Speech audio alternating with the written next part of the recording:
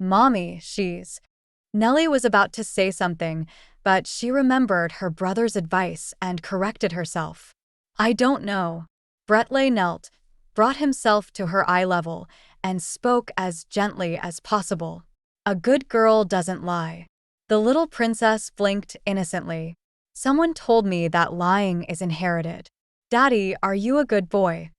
Brettley's expression darkened. Who told you that? Nellie pursed her lips. Have you lied then, Daddy? Brettley fell silent.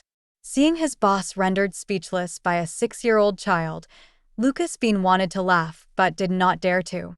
He reined in his laughter with much difficulty. Brettley glared at him. Any news from surveillance? Yes. Lucas sucked in a deep breath.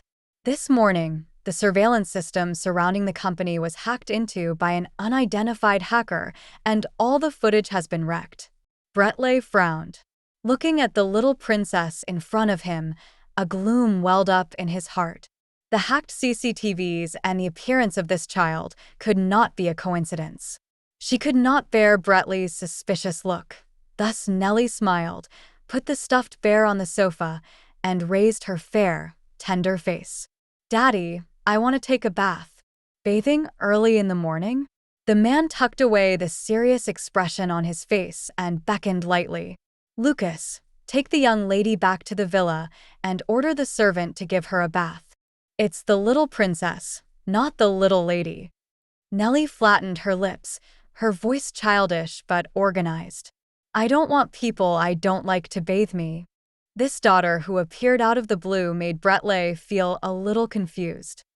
He looked at her and tried to soften his tone as much as possible.